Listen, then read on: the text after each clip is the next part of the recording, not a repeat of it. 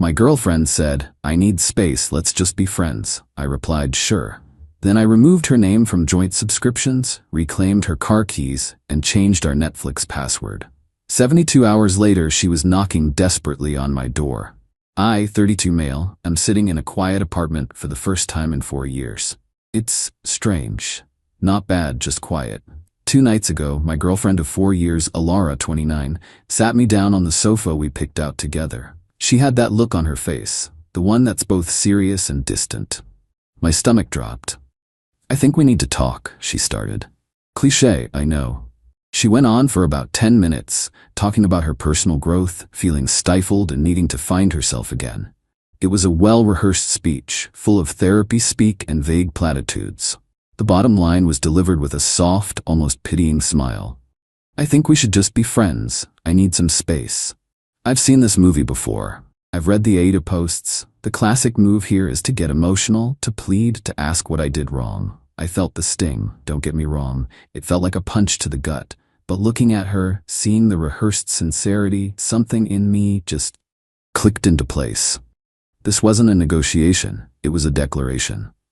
So I didn't cry, I didn't raise my voice, I just nodded slowly and said, "Okay, if that's what you want." She seemed taken aback. "Oh, well, good. I'm glad you're being so mature about this." She said she'd stay at her friend Chloe's place for a few days to give us both some breathing room. She packed an overnight bag, gave me a quick, awkward hug, and left. The moment the door clicked shut, I let out a breath I didn't realize I was holding. The hurt was there, a dull ache in my chest, but underneath it was a strange sense of clarity. Friends. She wanted to be friends. Okay, so I decided to treat the situation with the exact logistical reality she had proposed. We were friends now, not partners. Our lives, therefore, needed to be decoupled. I'm a methodical person. I like lists. I opened my laptop and made one. Shared subscriptions. I went through my credit card statements. The big ones were easy: Netflix, Spotify Family Plan, the meal kit delivery service we both loved. I have the master accounts for all of them. I changed the passwords. Then I went into the Spotify plan and removed her account. For the meal kit, I simply canceled the subscription. It was due to renew tomorrow anyway. Cost saved, roughly $110 a month. The car, this was the big one. About 2 years ago, Alara's old car died. I'd just gotten a promotion, so I bought a new reliable sedan. The car is entirely in my name. The title, the loan, the insurance, all me. She was the primary driver since I work from home and barely use it. It was, for all intents and purposes, her car in practice, but my car on paper. A friend does not drive a car that I am legally and financially responsible for. The insurance liability alone is a nightmare. I sent her a text. Not angry, just factual.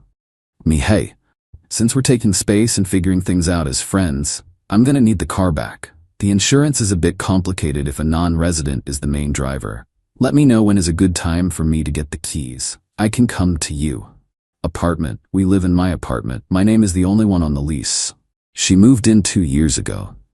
There's no legal entanglement there, which is a relief. I didn't change the locks yet. I figured I'd give her a chance to get her things like a normal person. I did all of this calmly over the course of about an hour. It wasn't about revenge, it was about boundaries. It was about accepting the new reality she had created for us. If we are just friends, then this is what being just friends looks like. The text about the car was sent about 48 hours ago. She read it, no reply. The meal kit service sent her an email saying the account was canceled. She would have discovered the Netflix and Spotify passwords didn't work the first time she tried. It's been radio silence. Until now, there's a knock at the door. Not a normal knock. It's fast and sharp, insistent. I know it's her. And based on the sound of it, she's not here to be my friend. Update 1. Thank you for all the comments and DMs. It's wild how many people have been through something similar. It helps to know I'm not crazy for reacting the way I did. So, the knocking. I took a deep breath, walked to the door, and looked through the peephole. Yep, Alara. She looked frazzled. Her hair was messy and her face was pinched with irritation. I opened the door. "What the hell is your problem?" she started. Not even a hello. I leaned against the doorframe. "I'm not sure what you mean, Alara. My Spotify logged me out mid-song. Netflix won't work, and you're demanding the car back?" What are you doing? I kept my voice even. I'm doing what you asked. You said you wanted space, that you wanted to be friends. Friends don't share streaming accounts or pay for each other's cars. I'm just tidying things up. She stared at me, her mouth slightly open, as if I'd just started speaking a different language. Tidying things up? I said I needed space, not that you should blow up our entire life. I needed that car for work tomorrow. I understand it's inconvenient, I said, and I genuinely did. But the car is my property and my liability. I can't have someone who doesn't live here be its primary driver. It's an insurance thing. You can get your stuff from the apartment whenever you'd like. Just give me a heads up so I can be here. This is where the entitlement really came out. My stuff? We live here, and that's my car. You bought it for me. I bought it while we were in a committed relationship, I corrected her gently. That relationship is now over, according to you. We're friends. This is me, treating you like a friend. She threw her hands up in the air. This is ridiculous. This isn't how you treat a friend. This is petty and vindictive. My God, Leo was right about you. Bingo, the name hung in the air. Leo, her work friend. The one she'd been having after-work drinks with a little too often for the past 2 months. The one whose name popped up on her phone at all hours. My gut had been screaming about Leo for weeks, but I'd pushed it down. I'd trusted her.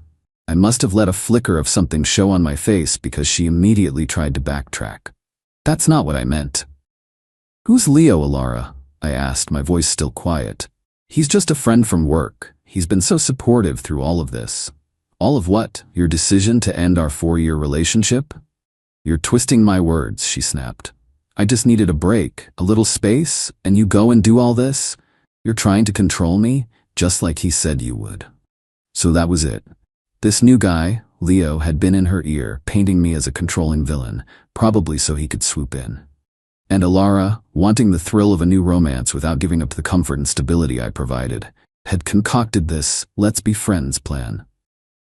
She thought she could put me on a shelf, keep using my car, my apartment, my money, while she test drove a new relationship. The sheer audacity of it was breathtaking. I held out my hand.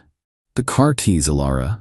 She looked from my hand to my face, her eyes filled with disbelief and rage. She actually scoffed. No, I need it. I'll ask you one more time nicely. Please give me the keys to my car. She crossed her arms. And what are you going to do if I don't? Call the cops. That would be a great look for you. I didn't even blink. Okay. I pulled out my phone. I didn't dial 911. I opened my car's official app on my phone. I located the car. It was parked right down the street, and with 3 taps, I remotely locked the doors and activated the alarm. The car's horn started blaring, a piercing, relentless sound in the quiet evening. Her eyes went wide. People on the street turned to look. What did you do? She shrieked. The car is now locked, and the alarm is on. It will continue until I turn it off. The next thing I can do is report it stolen. It's in my name, remember? They'll find you with it, and that will be a very awkward conversation for you to have. So, for the last time, the keys. She stared at me, her chest heaving. The car alarm was still wailing down the street. Defeated and utterly humiliated, she dug into her purse, her movements jerky and angry. She slammed the keys into my palm. I tapped my phone, and the alarm stopped. The sudden silence was deafening. Now, I said, my voice cold, you need to get your things. You have 48 hours to schedule a time with me. After that, I'm changing the locks. She just stared at me with pure hatred. Without another word, she turned and stormed off down the sidewalk. I watched her go, then closed the door. My hands were shaking, not from fear, but from adrenaline. This wasn't just a breakup anymore. This was something else entirely. And I had a feeling it was far from over. Update 2. The last week has been a masterclass in escalating entitlement and delusion. I feel like I'm a character in a movie I never auditioned for. The 48-hour deadline came and went. Alara didn't call, didn't text, just silence. So as promised, I called a locksmith and had the locks on my apartment changed. It cost me $250, but the peace of mind was priceless. I also installed a small, discreet security camera in my living room, pointing at the front door. A little voice told me it would be a good investment. That little voice was right. The day after I changed the locks, the first dirty trick happened. I got a call from my credit card company's fraud department. Apparently, someone had tried to report my card as stolen. They went through the automated system, but because some security questions were answered incorrectly, it was flagged for review. I confirmed the card was in my possession, and they added extra security notes to my account. Trick number 2 was far more serious and happened 2 days later. I got a calendar invite for a mandatory meeting from HR. The subject was just follow-up conversation. My boss, Mark, and a woman from HR, named Susan, were on the invite. My stomach twisted into a knot. I walked into the small conference room and they were both there, looking serious. This wasn't going to be a casual chat. Susan started, her voice neutral and professional. "Thanks for coming in. We've received an anonymous communication that contains some serious allegations regarding your conduct outside of work. Under company policy, we are obligated to make you aware of it and discuss it." She turned her laptop around. It was an email from a burner account sent to her and Mark. It painted me as unstable, controlling, and prone to aggressive outbursts, and claimed I was harassing my former partner. It was clearly designed to make me look like a workplace liability. My blood ran cold, but I forced myself to remain calm. I read it, took a breath, and looked at them. "Susan, Mark, this is deeply mortifying," I began. "My girlfriend and I broke up last week. It has not been amicable. This email is a malicious and false retaliation from her because I took back my car and canceled shared subscriptions after she ended things. The person described in that email is not me." Mark, who had been quiet, leaned forward. "Susan, I've managed this man for 4 years. He's one of my most level-headed team members. We've had stressful deadlines and difficult clients, and I have never seen anything but professionalism from him. This email is the complete opposite of the employee I know." Susan nodded, listening. She looked back at me. "Do you believe this will escalate further? Is there any risk of this spilling into the workplace?" "No," I said firmly. "I have taken steps to secure my home and finances. I believe this was an act of desperation on her part. It will not happen again, and it will certainly not affect my work." Susan closed the laptop. "Okay, we are documenting this incident and your response. Given your work history and Mark's testimony, we are considering this a malicious personal matter. We see no reason for further action at this time, but we wanted to be transparent. The Employee Assistance Program is available if you need support." I left that meeting feeling rattled, but relieved. She had tried to attack my livelihood. This wasn't a game anymore. That night, my new camera paid for itself. At around 11 p.m., I got a motion alert on my phone. I opened the live feed and watched, my heart pounding, as the doorknob to my apartment slowly turned. Someone was trying to use a key. It jiggled, then stopped. Then, a few seconds later, it tried again. It was Alara. When the key didn't work, she just stood there for a full minute, staring at the door before leaving. I saved the footage. This was the final straw. She had tried to mess with my job. She tried to enter my home. This was no longer about being the bigger person. This was about self-preservation. I needed something decisive, something that would sever the last tie and expose the truth in a way she couldn't twist. And then I remembered her parents. Alara's parents, David and Karen, are good people. Old school, practical, no-nonsense types. They always liked me. When I bought the car, they had generously given us, as a couple, $5,000 towards the down payment. It was a gift given under the pretense of supporting our future together. I hesitated. This felt like crossing a line, but she had crossed so many more. I composed a text to her father, David. Me, "Hi David, hope you and Karen are well. I'm writing because, as you may or may not know, Alara and I have ended our relationship. I'm making arrangements to sell the sedan, and I wanted to make sure I returned the $5,000 you both so generously contributed to it. It doesn't feel right for me to keep it under the circumstances. What's the best way to get that money back to you?" I hit send. My phone lit up less than 5 minutes later.